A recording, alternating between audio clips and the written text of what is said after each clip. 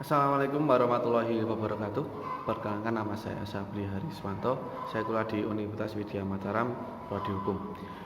Di sini saya akan mempresentasikan materi yang telah disampaikan oleh Bapak Roni pada mata kuliah Pengantar Ilmu Hukum mengenai prioritas kebijakan ekonomi dan kesehatan di masa pandemi COVID-19.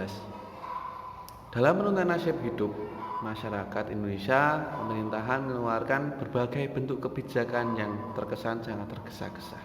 Justru ini berpotensi menimbulkan kekacauan hukum yang dapat dilihat dengan keluarnya kebijakan penetapan PSBB. Kebijakan ini dilaksanakan sebagai upaya untuk mencegah penyebaran COVID-19 yang justru berdampak pada lemahnya pertumbuhan ekonomi. Harapan dan impian bangsa Indonesia sebagaimana tercantum dalam pembukaan Undang-Undang Dasar Negara Republik Indonesia tahun 1945 adalah melindungi segenap bangsa dan seluruh tumpah darah Indonesia, dan untuk mewujudkan kesejahteraan umum, mencerdaskan kehidupan bangsa, dan ikut serta melaksanakan ketertiban dunia yang berdasarkan kemerdekaan, perdamaian abadi, dan keadilan sosial. Kesehatan merupakan bagian dari hak konstitusional karena merupakan hak dasar yang dituangkan dalam konstitusi tersebut sebagai hak konstitusional.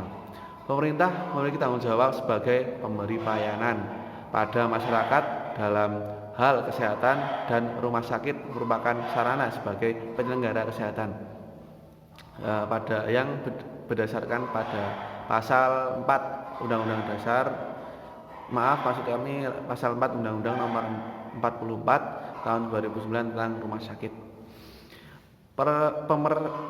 Permasalahan COVID ini, atau virus corona ini, atau Severe Acute Respiratory Syndrome coronavirus 2 atau SARS-CoV-2 adalah virus yang menyerang sistem pernapasan dan bisa menyebabkan kematian bagi siapa saja dan sulit dideteksi.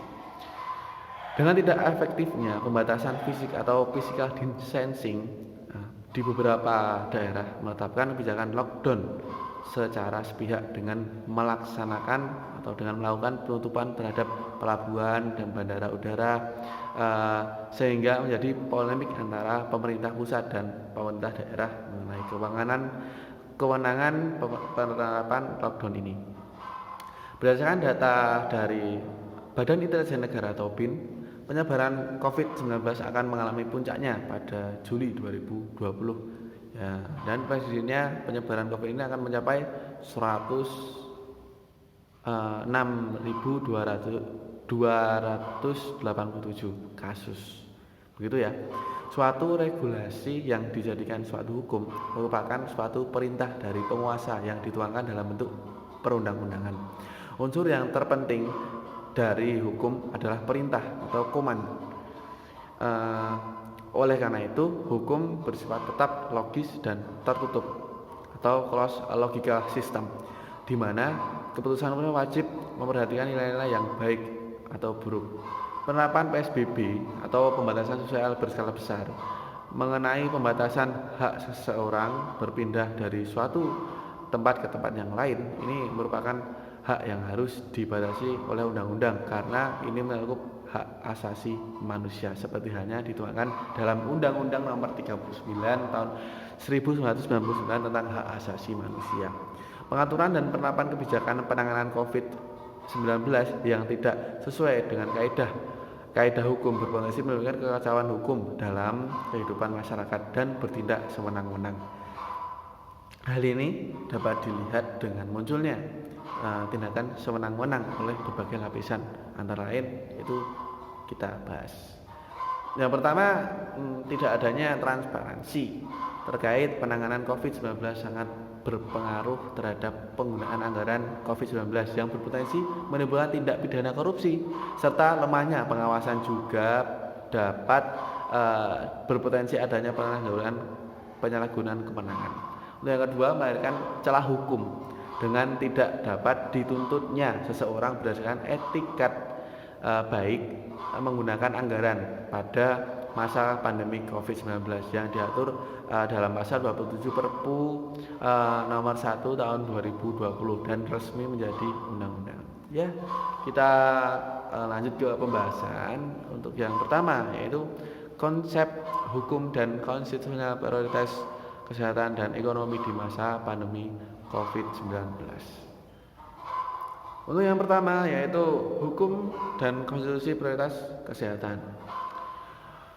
Undang-Undang Dasar Negara Republik Indonesia tahun 1945 merupakan dasar hukum tertinggi di Indonesia.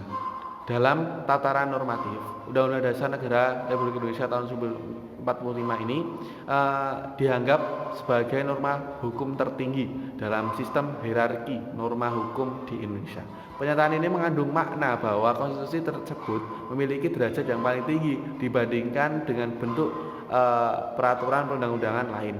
Sedangkan dalam tataran praktis, posisi konstitusi sebagai hukum tertinggi bermakna bahwa segenap elemen bangsa, baik penyelenggara negara maupun warga negara dalam menunaikan tugasnya ini menyelenggarakan kehidupan berbangsa dan bernegara haruslah mengacu dan merujuk pada konstitusi. Dalam pemenuhan terhadap kesehatan juga dijamin dalam pasal 28H ayat 1 dengan jelas menekankan bahwa setiap orang berhak hidup sejahtera lahir dan batin, bertempat tinggal dan mendapat lingkungan hidup yang baik dan sehat, serta berhak memperoleh pelayanan kesehatan. Maka kesehatan sebagai kebutuhan dasar manusia merupakan hak bagi setiap warga negara.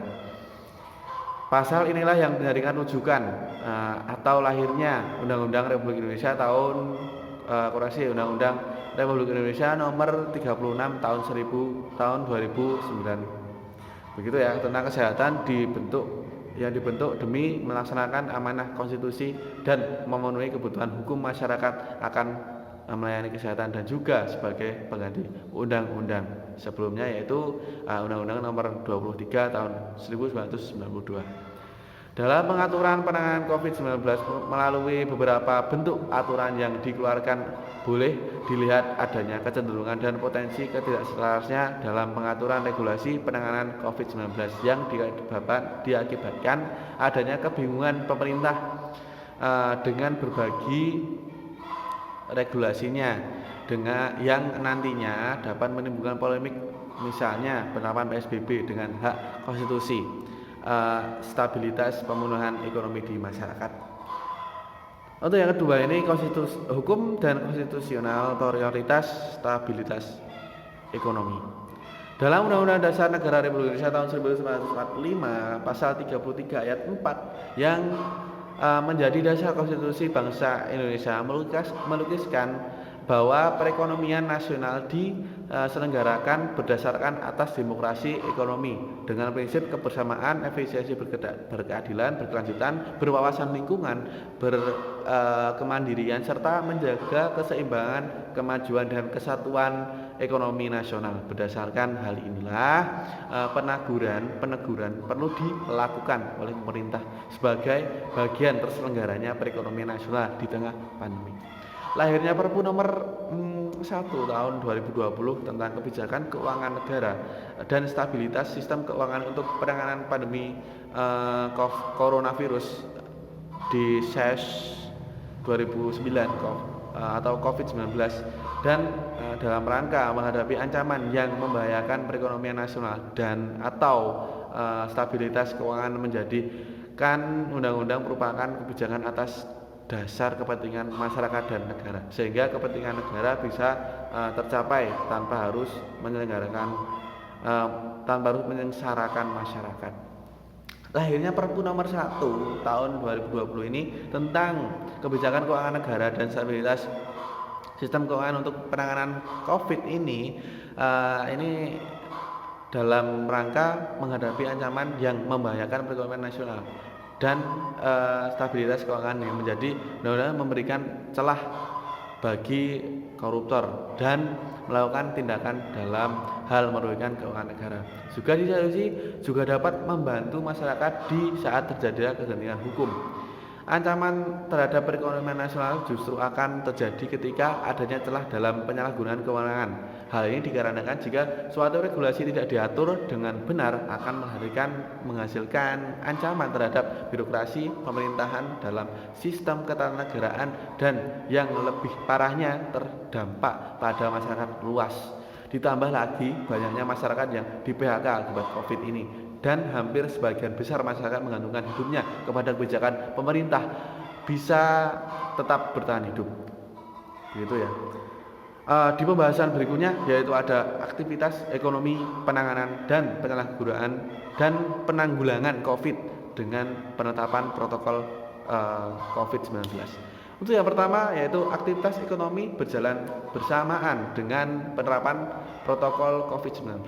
Kebijakan penerapan new normal sebenarnya sudah harus dilakukan sebagai bagian dari terselenggaranya kehidupan yang sejahtera, sebagaimana yang diamanahkan oleh Undang-Undang Dasar Negara Republik Indonesia tahun 1945. Hal ini dapat dilakukan dengan tetap berpedoman pada protokol kesehatan agar tetap terjalin sinkronisasi stabilitas kesehatan dan stabilitas ekonomi dengan melalui analisis yang mendalam dan profesional tentang keseimbangan ekonomi dan kesehatan di Indonesia.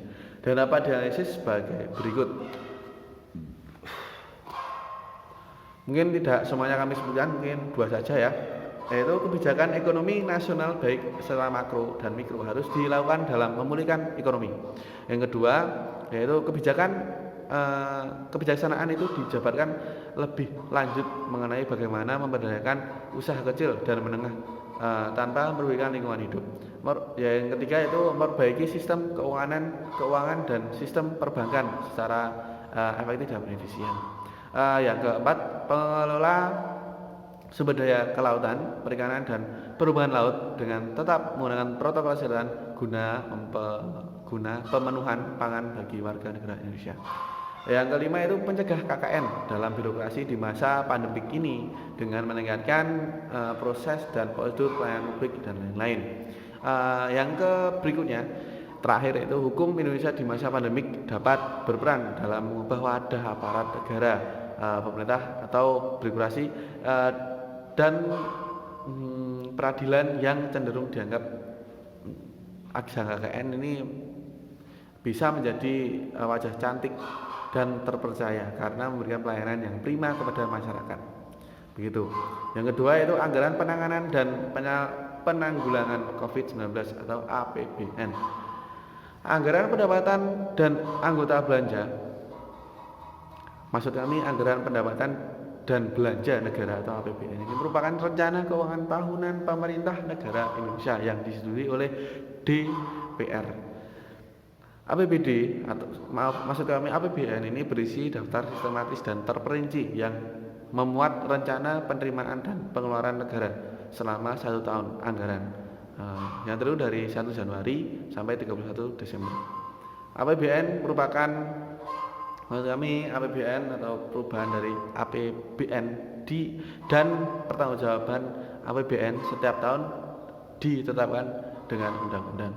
Alokasi anggaran yang dikeluarkan pemerintah dalam penanganan COVID ini dan pemulihan ekonomi nasional atau PEN menimbulkan polemik di tengah masyarakat. Polemik tersebut terkait dengan kenaikan anggaran COVID secara tiba-tiba tanpa basis perhitungan yang tidak memadai. Hal ini dapat dibuktikan dengan tidak adanya konsep terkait pengelolaan anggaran negara. Desain anggaran COVID ditentukan kementerian dengan tidak mempertimbangkan faktor-faktor pendukungnya. Adanya tambahan belanja dibanding di Peraturan Presiden Nomor 54 Tahun 2020. Dari apa yang kita bicarakan tadi, kita dapat menarik kesimpulan yaitu untuk yang pertama, pengaturan bentuk regulasi dalam penanganan COVID-19 menimbulkan banyak polemik di masyarakat. Polemik tersebut berkaitan dengan bentuk-bentuk kebijakan pemerintah serta ketergantungan masyarakat terhadap kebijakan pemerintah dalam berlangsungnya kehidupan seyogianya. Ini pembangunan ekonomi masyarakat yang sinkronisasi antara prioritas kesehatan dan stabilitas ekonomi sebagai bagian dari terselenggaranya kehidupan yang sejahtera. Untuk yang kedua itu aktivitas ekonomi penanganan dan penanggulangan COVID-19 ini dengan penetapan protokol COVID yang melahirkan kebijakan pemerintah terkait dengan melonjaknya APBN menjadi suatu kajian terkait dengan desain keuangan dan pengelolaannya yang tidak sesuai dengan kebutuhan. Alokasi anggaran yang dikeluarkan pemerintah dalam penanganan virus COVID ini dan pemilihan ekonomi nasional atau PEN ini menimbulkan polemik di tengah masyarakat. Polemik tersebut berkaitan dengan kenaikan anggaran COVID yang sangat tiba-tiba dan tanpa basis perhitungan yang tidak memadai. Hal ini dapat dibuktikan dengan tidak adanya konsep terkait pengelolaan anggaran negara. Desain anggaran COVID ini ditentukan kementerian dengan tidak mempertimbangkan faktor-faktor pendukungnya. Begitu. Dapat kita simpulkan juga bahwa untuk penanganan COVID ini benar-benar harus kita kawal, soalnya karena mungkin sudah terjadi terkait korupsi di Kementerian Sosial. Jadi diharapkan bisa kita selaku warga negara juga bisa memantau jalannya anggaran yang mengalir, karena kita masyarakat juga perlu tahu kegiatan pemerintahan yang sudah pemerintah lakukan. Kita perlu memantaunya. Mungkin sekian dari saya. Sekian, kalau ada salah kata mohon maaf. Wassalamualaikum warahmatullahi wabarakatuh. Terima kasih.